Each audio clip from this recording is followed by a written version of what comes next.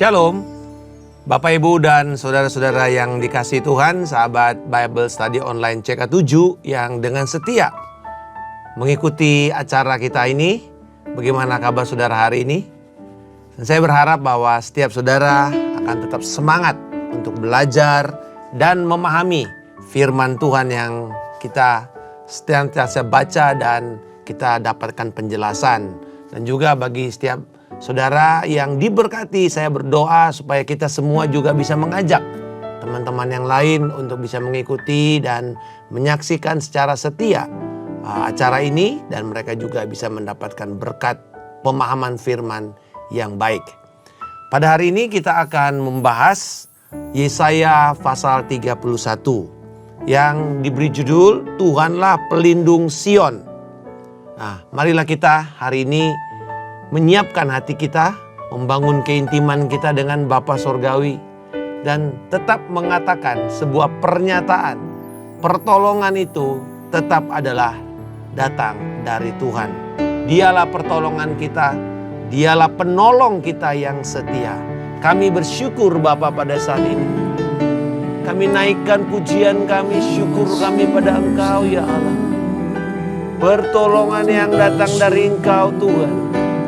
Kami berdoa pada saat ini agar kiranya Engkau menyatakan dirimu lewat firman-Mu dan memberikan jawaban serta dorongan semangat yang baru untuk kami terus mempercayai Engkau, meletakkan semua iman kami kepada karya Kristus yang sudah selesai di kayu salib. Terima kasih Bapa. Oh haleluya. Pujilah Engkau Tuhan. Mulialah nama-Mu Tuhan.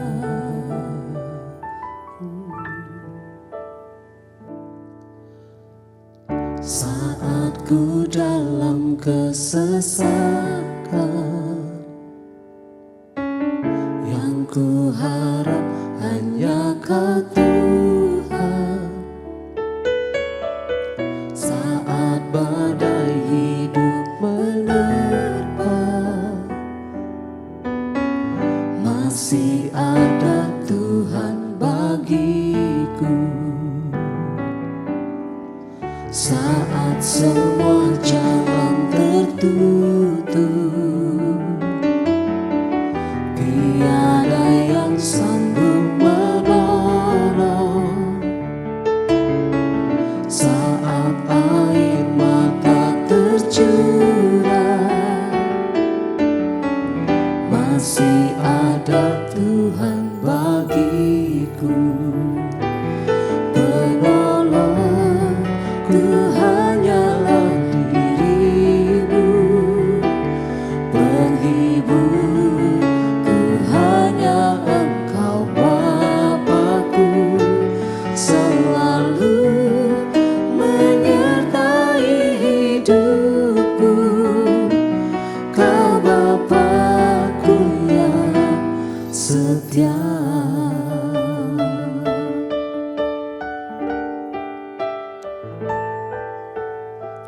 Saat ku dalam kesesakan,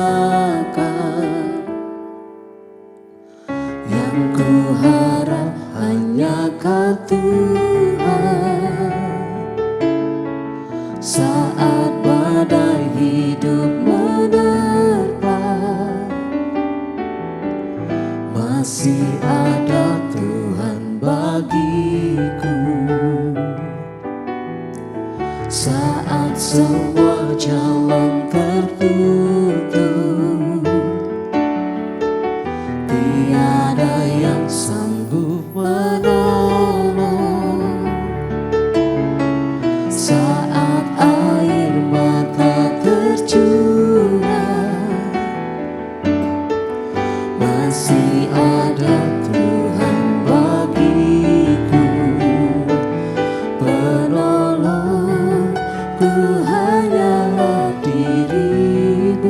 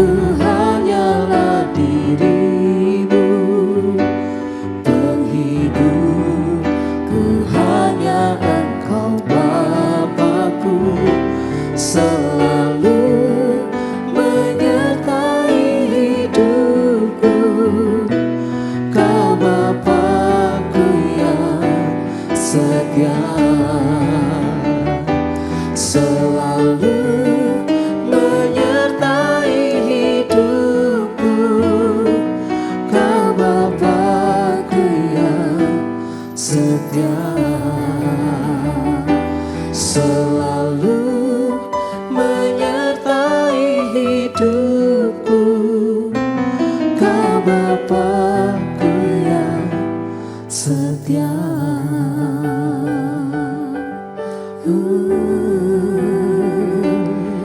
Allah Kami yang setia, pertolonganmu Tuhan. Terima kasih Tuhan. Terima kasih.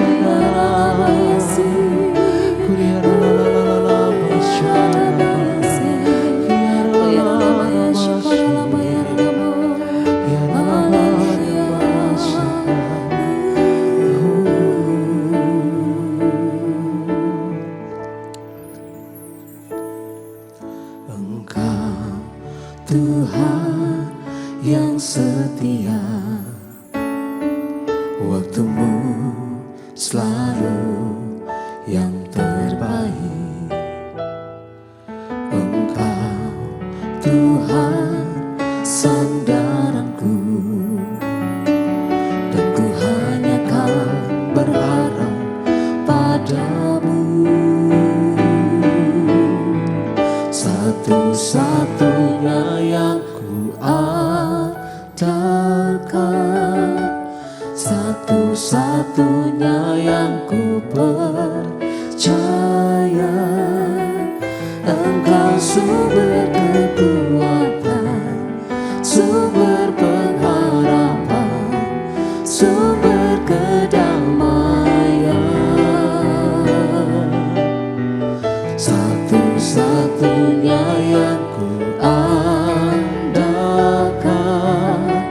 satu-satunya yang ku percaya.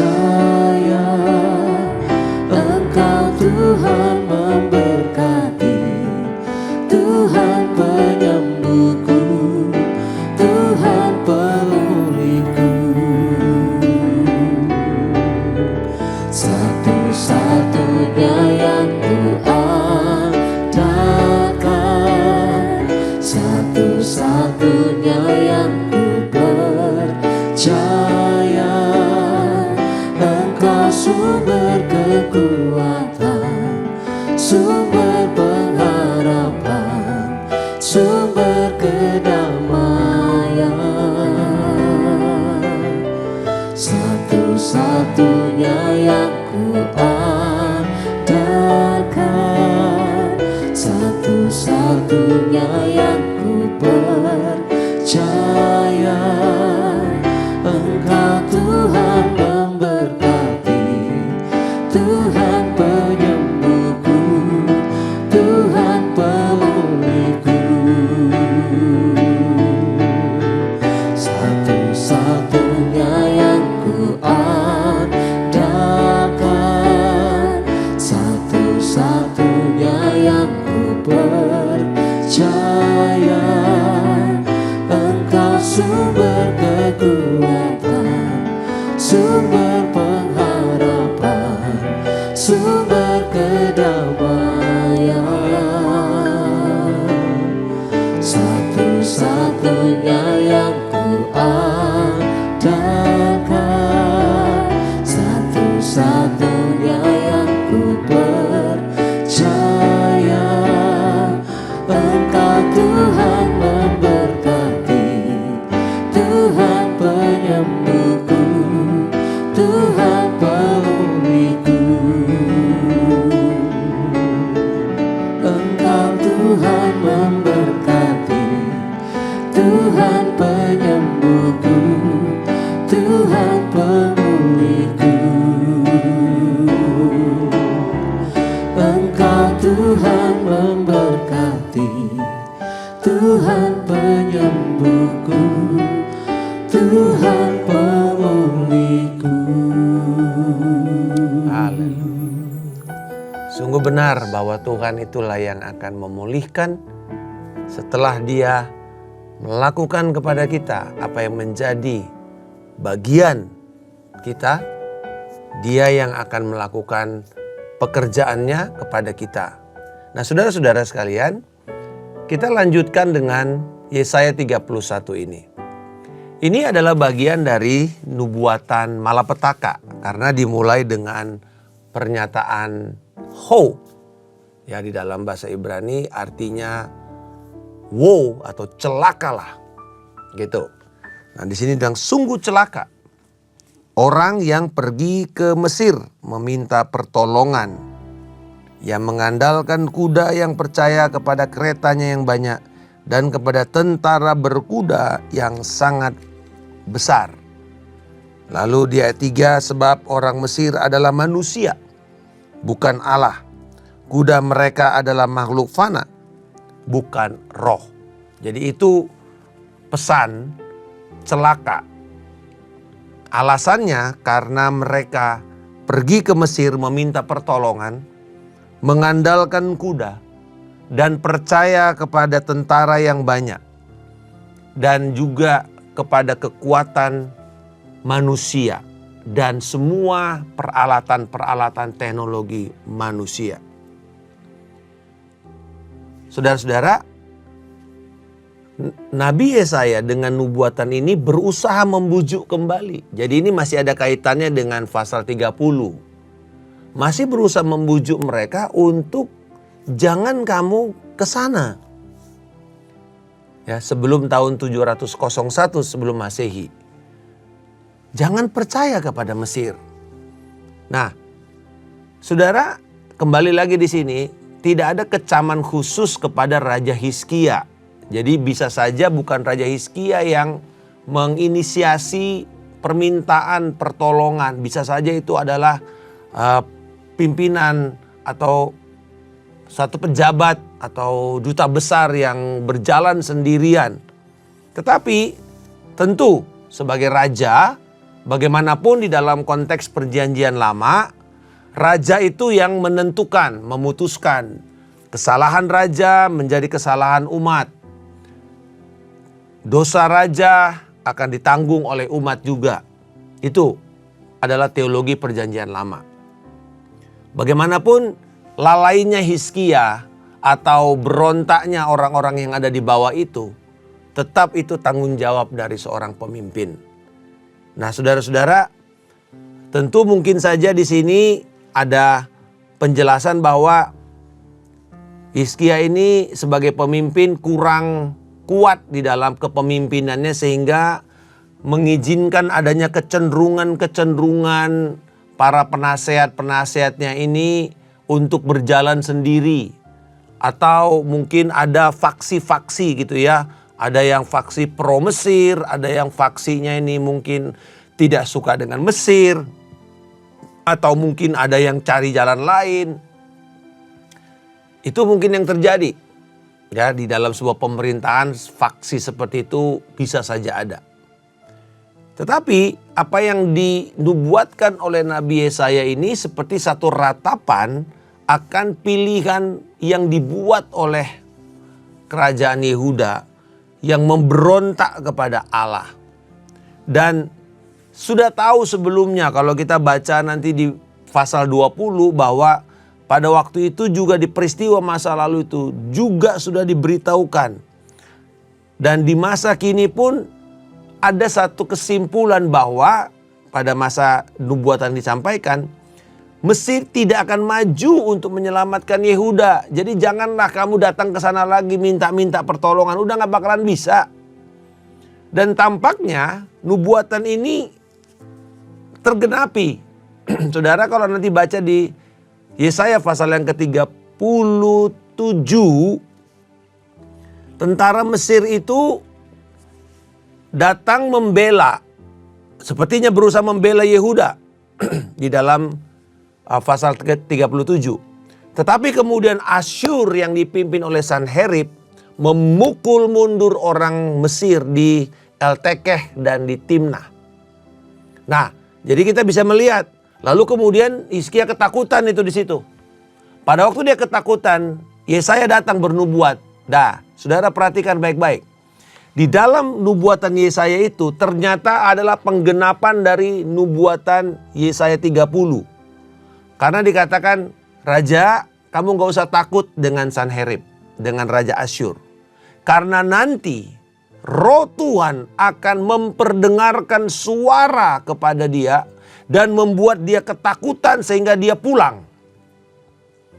Bukankah ini penggenapan daripada Yesaya 30 di mana dikatakan Tuhan memperdengarkan suaranya kepada Asyur dan mereka lari.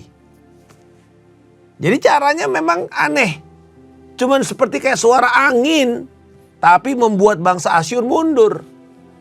Nah, di sini kan pertolongan cara-cara yang Tuhan berikan kan di luar kemampuan manusia, di luar pikiran kita. Nah, mari kita melihat, ini ayat cuma 9 ya. Pasal ini cuma 9 ayat. Nah, apa yang kita bisa lihat di sini? Temanya tetap sama, yaitu celakalah mereka yang bergantung kepada Mesir dan bukan kepada Allah. Mereka yang bergantung kepada hal-hal yang lain di luar Tuhan. Nah, nubuatan ini tetap dibungkus dengan sebuah susunan, yaitu yang berkaitan dengan kepercayaan Yehuda yang begitu bodoh terhadap tenaga-tenaga kuda dari Mesir dan juga kekuatan militer yang datang dari Mesir. Nah, pengharapan mereka salah sehingga membawa bencana kepada Yehuda. Dan satu-satunya harapan mereka yang sejati adalah harusnya mereka mempercayai janji-janji Allah yang melindungi Yerusalem. Ayat yang keempat dan 5. Ya, jadi bagian 1 sampai dengan 3 tadi kita melihat begini. Ada kebodohan, kamu pergi ke Mesir, kamu berusaha mengandalkan kuda-kuda, walaupun kuda-kuda itu cuma sesuatu yang fana, yang bisa mati, yang bisa hancur. Kereta-kereta kuda yang begitu hebat pun dikatakan, kesalahan kamu adalah tidak memandang kepada Yang Maha Kudus Allah Israel dan tidak mencari Tuhan. Nah, istilah mencari Tuhan atau memandang wajah Allah itu sering kita temukan di dalam Perjanjian Lama. Apa sih artinya? Artinya menetapkan hati kita berkomitmen hanya kepada Tuhan. Jadi kalau kita mengatakan aku mencari wajah Tuhan. Ya tentu kita nggak cari-cari wajahnya di mana karena Tuhan tidak punya muka. Tetapi apa yang artinya adalah saya membuat komitmen sepenuh hati saya untuk mengarahkan pandangan saya kepada Tuhan lewat firman-Nya.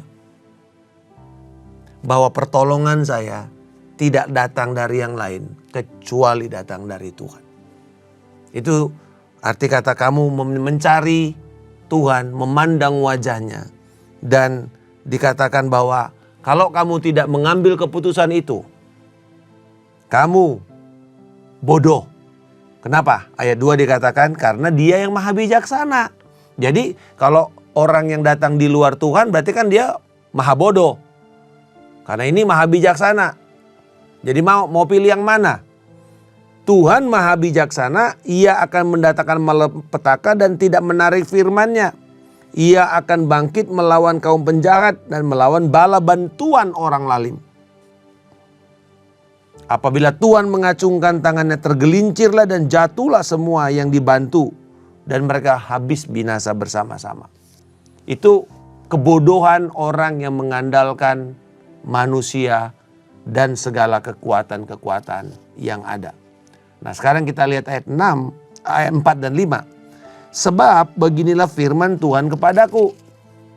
Seperti seekor singa atau singa muda mengeram mempertahankan mangsanya dan tidak terkejut mendengar teriakan seluruh kawanan gembala yang dikerahkan melawan dia dan tidak mengalah terhadap keriuhan semesta, demikianlah Allah semesta alam turun berperang di atas gunung Sion dan di atas bukitnya. Seperti burung berkepak-kepak di atas sarangnya, demikianlah Tuhan semesta alam akan melindungi Yerusalem, melindunginya dan menyelamatkannya, mengawal dan melepaskannya. Nah, ini dua gambaran. Satu, singa yang mengeram mempertahankan mangsanya. Jadi dia udah dapat nih mangsanya nih.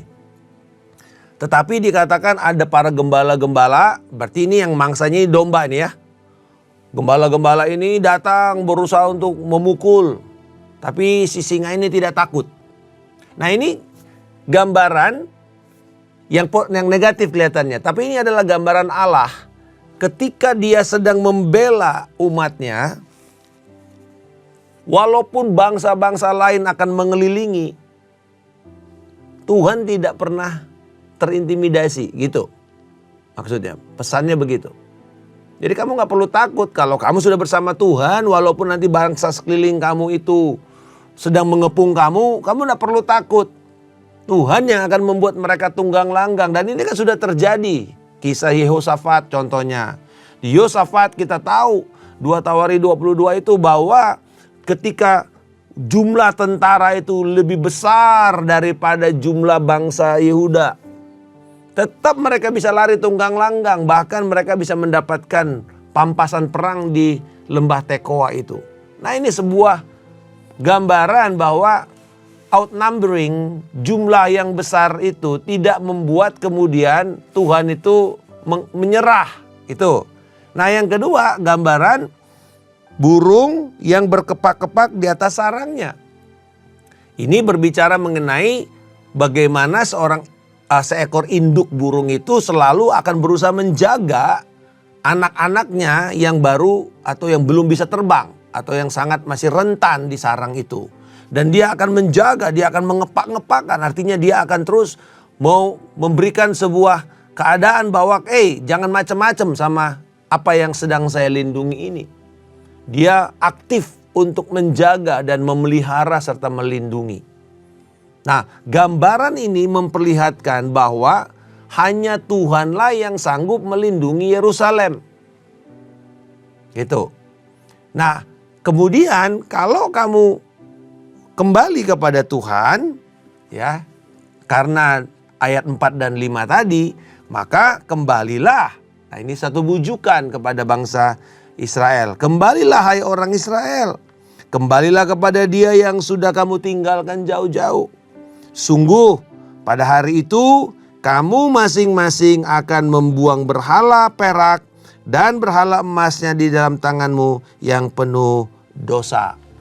Kembali lagi, tujuan semuanya itu adalah Allah mau Dia menjadi Allah nomor satu dan terutama dan satu-satunya. Tidak ada yang lain. Ingat kemarin kita bicara tujuan Allah menghakimi bangsa Israel untuk membebaskan mereka dari penyembahan berhala. Dan itu terjadi di perjanjian baru, mereka lepas dari penyembahan berhala, patung-patung dan semuanya. Nah, saudara-saudara, di sini kembali bujukannya, ya, penyembahan berhala. Dan kepada kita penyembahan berhala modern itu banyak, yaitu membuat hal-hal yang baik kita angkat menjadi yang terbaik. Uang baik, tapi uang ketika dijadikan sebagai yang terbaik berarti uang menjadi satu-satunya jalan pertama dan terutama untuk menyelamatkan kita. Teknologi baik. Tetapi kalau teknologi menjadi yang terbaik, artinya saya sudah tidak perlu Tuhan, yang penting saya mengandalkan teknologi. Ini ada sesuatu yang menarik, ya. Artificial intelligence, kecerdasan buatan. Ada orang-orang yang takut dengan kecerdasan buatan. Saya katakan selalu, teknologi itu alat bantu. Jangan dijadikan Tuhan. Jangan dijadikan sesembahan. Tetapi juga teknologi membantu, jangan membuat kamu tidak bersandar kepada Tuhan. Nah, contoh yang paling gampang. AI, ChatGPT, itu bisa bikin pendeta males. Ini contoh kepada saya, gak usah kepada yang lain. Jadi kepada kami para pengajar. Males gimana? Anda ketik aja di ChatGPT, khotbah tentang iman dari keadaan Yesus menghadapi badai. Atau mungkin kita langsung kasih perikopnya Markus gitu ya misalnya.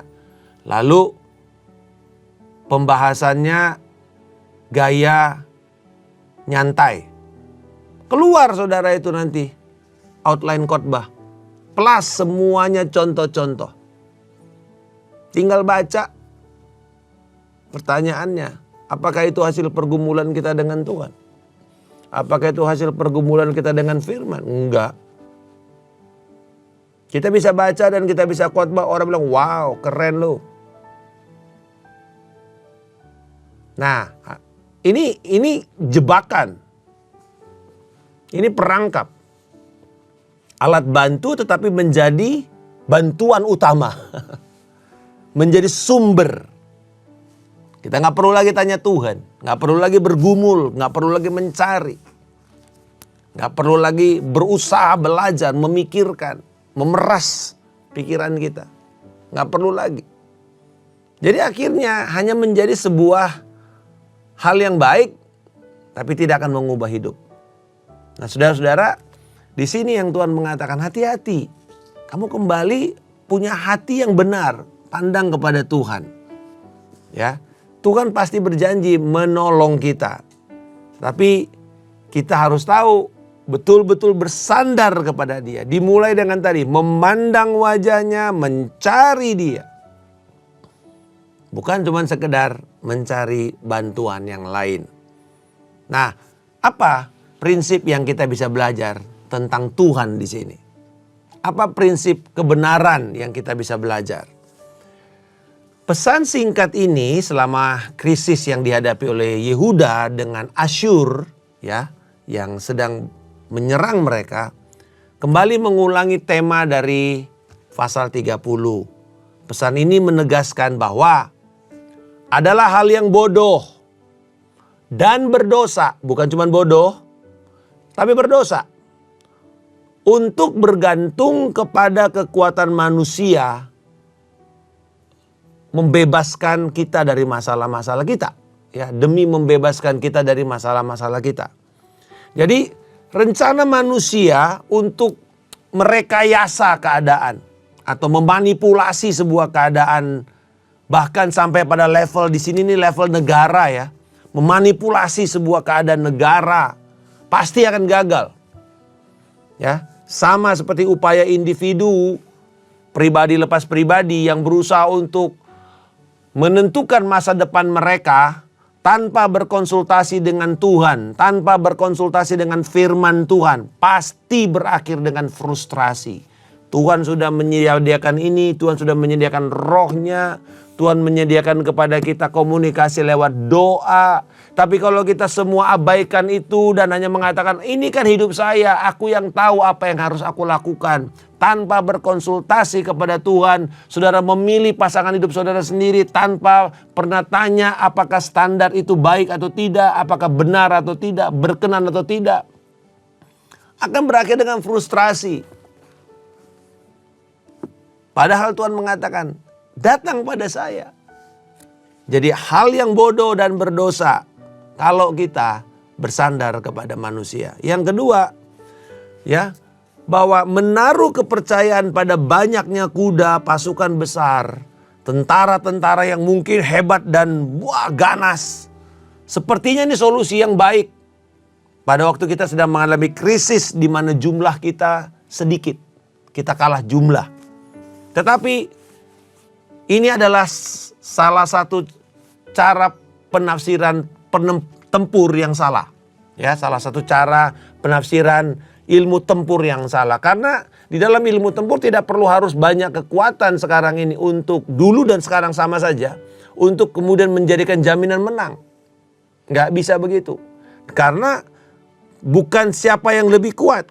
Sebab kita bisa melihat bahwa perang tidak ditentukan dari siapa yang terkuat atau tercepat.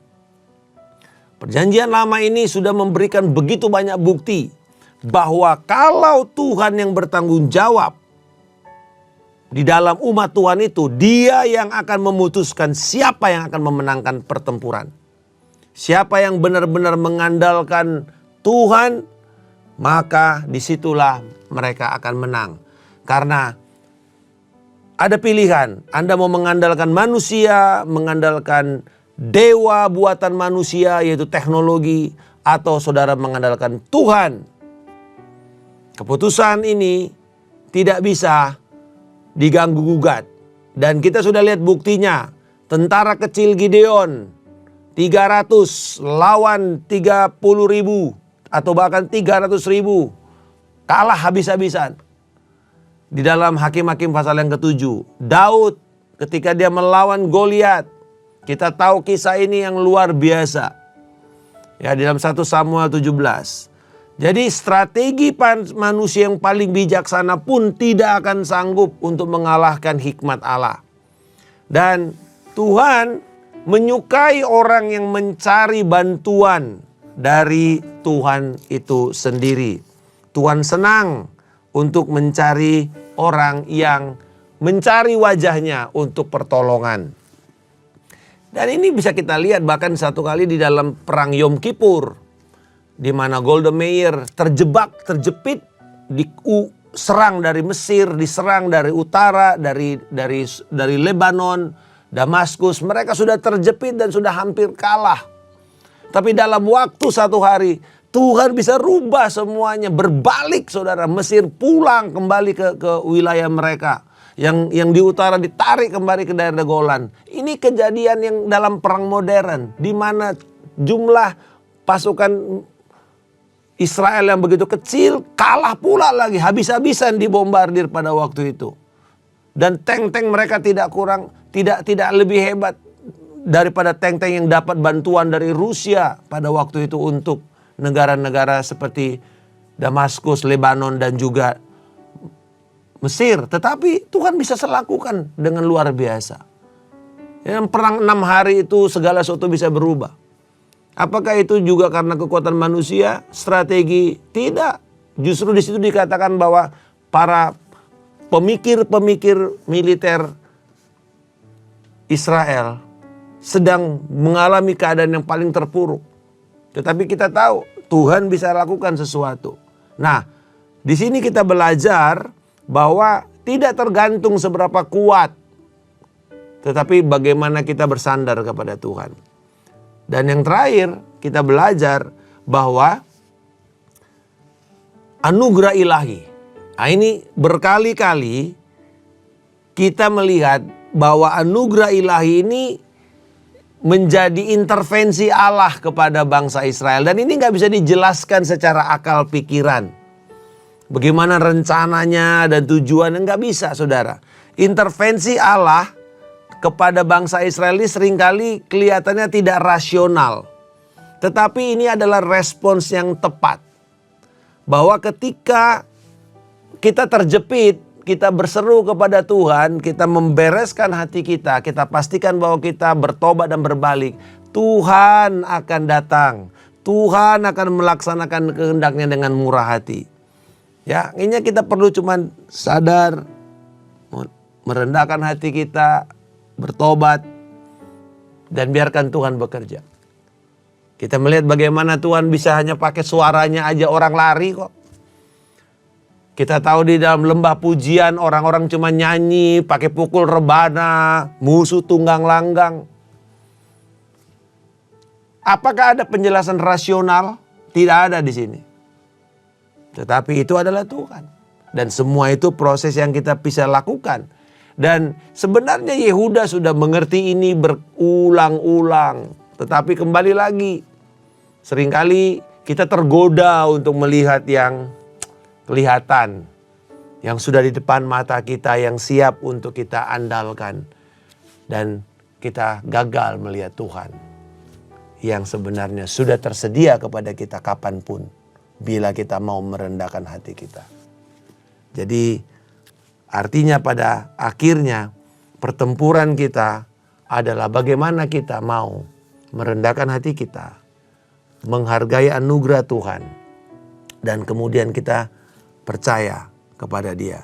Jadi untuk kita bisa menerima anugerah Allah, selalu ingat perlu kerendahan hati, perlu berbalik, bertobat ya dari pemberontakan kita bila kita telah melakukan pemberontakan kita kepada Tuhan sebelumnya.